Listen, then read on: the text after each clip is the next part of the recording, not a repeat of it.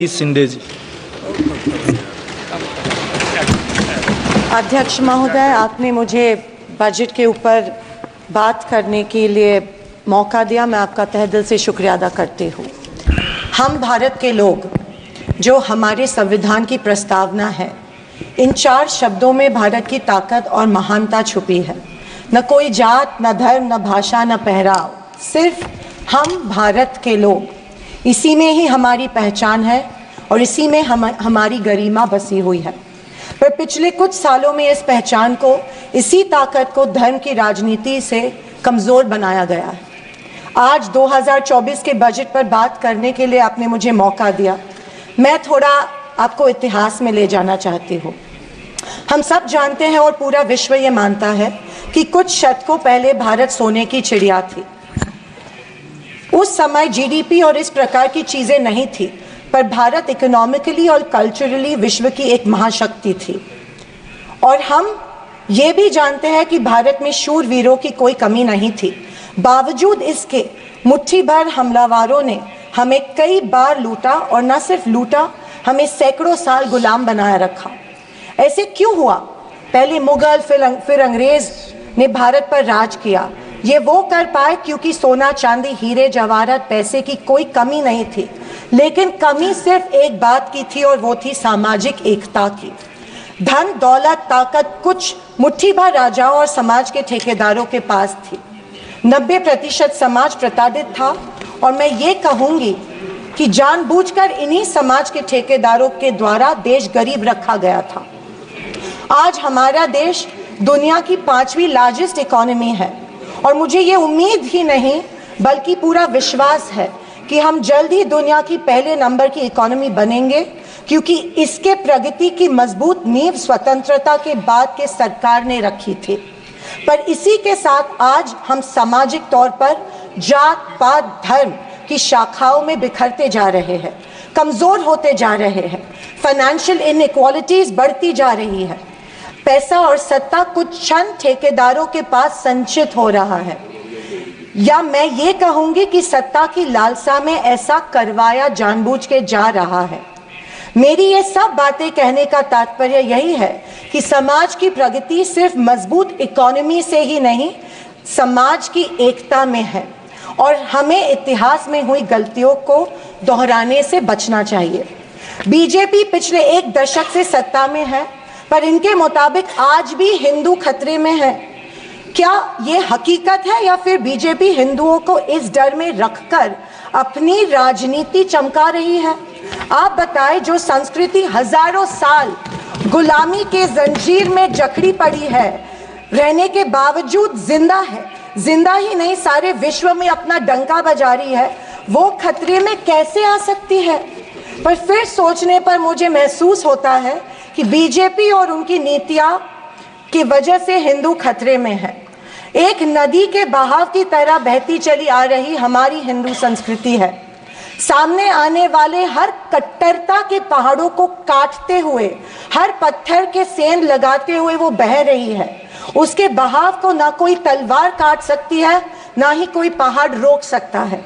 पर आज दुर्भाग्यवश उसी नदी के बहाव रोककर कट्टरता में ढालने की कोशिश की जा रही है, और मैं समझती हूँ कि यही भारतीय संस्कृति के पतन का कारण बन सकता है।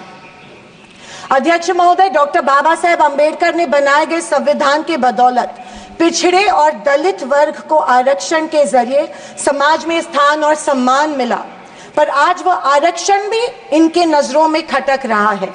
इसीलिए सभी सरकारी और निम्न सरकारी कंपनीज का प्राइवेटाइजेशन करके इनडायरेक्टली आरक्षण खत्म करने का षड्यंत्र बीजेपी कर रही है।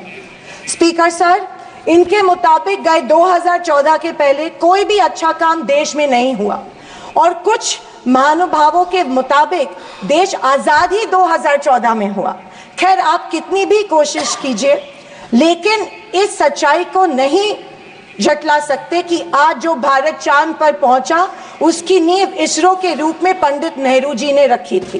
2014 से बीजेपी अपने झूठे प्रोपेगेंडा से कांग्रेस की लेगेसी को मिटाने की पुरजोर कोशिश कर रही है, पर इनकी लाखों नॉन बायोलॉजिकल कोशिश के बावजूद दुनिया इस देश को नेहरू गांधी का देश ही मानेगी। ये दुनिया की किसी भी कोने में जब जाते हैं तो इनको गांधी जी के प्रतिमा के सामने ही नतमस्तक होना पड़ता है। ऐसी सरकार और ऐसे वित्त मंत्री से हम क्या उम्मीद करें जो प्याज के बढ़ते दाम के सवाल पर कहती है कि दाम बढ़ते हो तो बढ़ने दो, मैं प्याज नहीं खाती। स्कूल कॉलेज के फीस बढ़ते हैं तो बढ़ने दो, हम शिक्षा नहीं भक्त बढ़ाते हैं। पर फिर भी जनता की प्रतिनिधि होने के नाते मेरा दायित्व है कि मैं लोगों के प्रश्न इस सदन में समक्ष पेश करूं। अध्यक्ष महोदय, पंतप्रधान किसान सम्मान योजना के बारे में मैं बोलना चाहती हूं। पंतप्रधान किसान योजना के माध्यम से किसानों को सालाना 6,000 रुपए दिए जाते हैं। 2,000 रुपए 3 इंस्टॉलमेंट्स में दिए जाते हैं। 2,000 रुपए दिए जाते हैं, लेकिन 18% फर्टिलाइजर्स के सैक पे उनको जीएसटी के माध्यम से देना पड़ता है। एक किसान एक साल में कम से कम 1 लाख के फर्टिलाइजर खरीदता है, तो आप 6,000 रुपए देते हो लेकिन 18,000 उनसे लेते हो। ये किस तरह की नाइंसाफी हुई उस किसान पे? आप मजाक उड़ा रहे हो उस किसान का। 6,000 रुपए देते, 18,000 रुपए जीएसटी के माध्यम से लेते हो। जब यूपीए की सरकार थी तब फर्टिलाइजर्स और औजारों पे से जीएसटी एग्जेम्प्ट की गई थी। मेरी मांग है कि 2,000 रुपए का जो अमाउंट है, जो 6,000 सालाना मिलते हैं, वो बढ़ा के 12,000 किए जाने चाहिए। अध्यक्ष महोदय, किसान सम्मान योजना, मेरे कॉन्स्टिट्यूएंसी में करीबन 50,000 लोग इस योजना से वंचित है क्योंकि इसको अप्रूवल्स नहीं मिल रहे हैं। जब वो मंत्रालय में जाते हैं और पूछते हैं हमारी योजना को अप्रूवल को क्या हुआ, वो कहते हैं कि दिल्ली जाके पूछो, हमें नहीं पता है। तो किसान योजना, किसान सम्मान योजना का इंटेंशन क्या है? या तो किसानों को फंसाया जा रहा है किसान योजना के माध्यम में से। अध्यक्ष महोदय, फसल बीमा योजना, महाराष्ट्र में, पश्चिम महाराष्ट्र में, शोलापुर, सांगली, सातारा, कोल्हापुर में उड़द दाल और अरहर की दाल यहाँ पे उगाई जाती है, लेकिन फसल बीमा योजना मिलती है सिर्फ बाजरा, मक्का और सोयाबीन के लिए।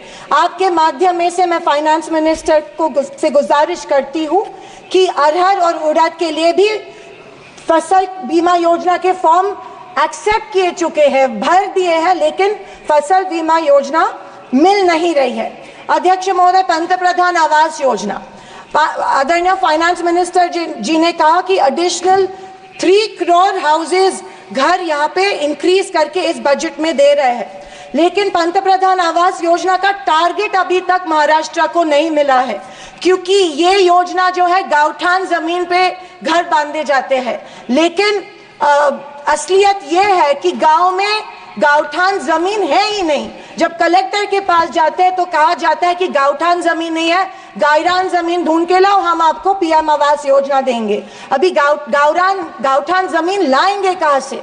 तो आपके माध्यम में से मैं फाइनेंस मिनिस्टर को रिक्वेस्ट करती हूं कि सारे कलेक्टर्स, डिस्ट्रिक्ट कलेक्टर्स को आदेश दे कि जितनी भी गावरान जमीनें हैं गाँव में, उनको गांवठान करके पंतप्रधान आवास योजना लोगों को लागू की जाए और सारे जो पेंडिंग प्रपोजल्स हैं वो एक्सेप्ट किए जाए। और मेरी आपसे ये गुजारिश है कि 1,40,000 रुपए इस योजना के लिए मिलते हैं, ये बहुत टुटपुंजी है, इसके लिए 2,50,000 दिए जाए पंतप्रधान आवास योजना के लिए। अध्यक्ष महोदय, मुद्रा लोन 2014 में प्राइम मिनिस्टर ने बड़ी एम्बिशियसली मुद्रा लोन की घोषणा की थी।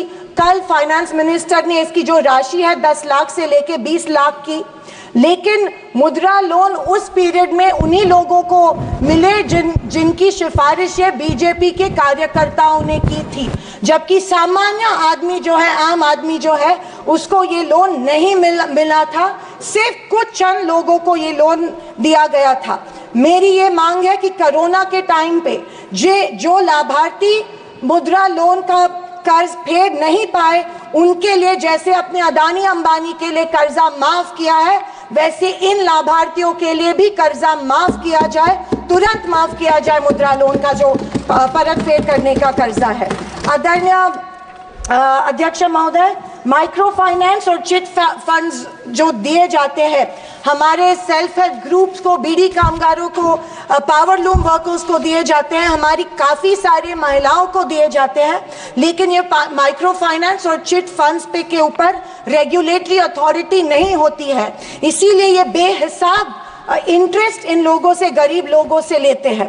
अध्यक्ष महोदय, मुझे इस बात का दुख हो रहा है कि कल के बजट के स्पीच में हमारी अन्न धान्य सुरक्षा योजना जो है, अन्न सुरक्षा योजना जो यूपीए सरकार ने लाई थी, उसके बारे में फाइनेंस मिनिस्टर ने कोई जिक्र नहीं किया। पिछले 10 साल से हमारे देश का जो गरीब है उसको एपीएल कार्ड धारक को अन्न धान्य योजना का लाभ नहीं मिल रहा है। 10 साल से करोड़ों लोग इस योजना से वंचित रह रहे हैं, भूखे मर रहे हैं, और जैसे शैलजा जी ने कहा था, कुपोषण का प्रमाण जो है हमारी देश में बढ़ रहा है। गरीब लोगों से जानबूझ के एक form, give up subsidy form जानबूझ के भरा जा रहा है, उनको बिना बताए कि अगर ये फॉर्म आप भरेंगे तो आपकी फूड सब्सिडी कट हो जाएंगी। ये जबरदस्ती उनसे ये फॉर्म भरवा रहे हैं ताकि उनको इस योजना, जो कि कांग्रेस की योजना थी, उसका लाभ न मिले, और इसके वजह से ढेर सारे लोग भूखे हमारे देश में मर रहे हैं। मैं फाइनेंस मिनिस्टर से ये गुजारिश करती हूँ कि एपीएल कार्ड धारक को तुरंत इस योजना का लाभ मिला जाए और सारे के सारे जितने भी लोग हैं उनको धान मिला जाए। अध्यक्ष महोदय, कल के स्पीच में आंध्र प्रदेश और बिहार के ऊपर बहुत प्यार जताया गया। मुझे उस बात से कोई कंप्लेंट नहीं है, पर महाराष्ट्र से इतनी नफरत क्यों नहीं महाराष्ट्र की तरफ उतना ही प्यार जताया गया जो बिहार और आंध्र प्रदेश के जताया गया? क्यों? क्योंकि उनको पिछले लोकसभा में कम सीटें मिली, या शायद उनको अंदाजा आया कि आने वाले इलेक्शन में उनको वो चुनाव हारने वाले हैं। मैं वित्त मंत्री को बताना चाहती हूँ कि महाराष्ट्र में हिंदवी स्वराज की नींव महाराष्ट्र में रखी गई थी। कणखर देशा, राकट देशा, दगडाचा देशा, महाराष्ट्र देशा, ये हमारे प्यारे महाराष्ट्र के बारे में कहा जाता है, लेकिन अफसोस है कि महाराष्ट्र की तरफ कोई ध्यान नहीं दिया जा रहा है, सिर्फ महाराष्ट्र का इस्तेमाल किया जाता है। अध्यक्ष महोदय, रेलवेज के बारे में बोलूं तो रेलवेज में स्लीपर कोच की संख्या जो है वो कम कर रहे हैं और फर्स्ट क्लास और सेकंड क्लास की संख्या बढ़ा रहे हैं। देश का जो आम गरीब आदमी है वो स्लीपर कोच से ट्रैवल करता है, वो फर्स्ट क्लास और सेकंड क्लास से नहीं किया जाता है। मैं आपके माध्यम में से मेडन स्पीच माध्यम में से गुजारिश करती हूँ कि स्लीपर कोचेस की संख्या बढ़ाई जाए। अध्यक्ष महोदय, मेरी शोलापुर के कुछ मांगे रखती हूँ और मैं समाप्त करती हूँ। हमारे शोलापुर में एयरपोर्ट है लेकिन एयर सर्विस नहीं है। उड़ान स्कीम में आया गया है, लेकिन जानबूझ के वहाँ पे जो चिमनी थी, ऑब्स्ट्रक्शन था, वो तोड़ा गया, लेकिन अभी तक वहाँ पे एयर सर्विस शुरू नहीं है।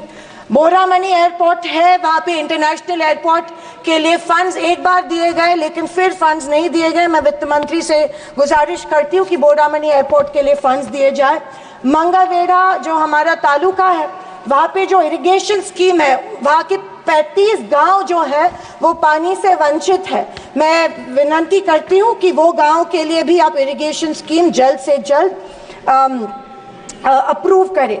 अंत में मैं यही कहना चाहती हूँ कि बीजेपी विपक्ष की अवहेलना कर रही है कि हमें इतनी सीट्स मिली, जनता ने अस्वीकार किया, पर आपके 400 पार का क्या हुआ? पर मैं उनसे कहना चाहूंगी कि हम स्वीकार करते हैं कि सरकार बनाने के लिए पर्याप्त सीट्स नहीं जीत पाए। हाँ, हम हमारी बातें जनता को बेहतर तरीके से शायद नहीं समझा पाए, लेकिन ये भी कहना चाहूंगी कि हार गए तो क्या हुआ, झोला उठा के चल नहीं देंगे, यही डटे रहेंगे। एक मजबूत विपक्ष के रूप में भारत की जनता की आवाज बुलंद करते रहेंगे, सिर्फ और सिर्फ इस देश के लिए और इस देश के जनता के लिए। और आखिरी कुछ शब्द कह के मैं समाप्त करना चाहूंगी कि सत्ता की लालच में ना फैलाओ समाज में ध्रुवीकरण का रोग, सत्ता की लालच में ना फैलाओ समाज में ध्रुवीकरण का रोग, आपकी हस्ती मिटा देंगे हम भारत के लोग। जय हिंद, धन्यवाद, जय महाराष्ट्र।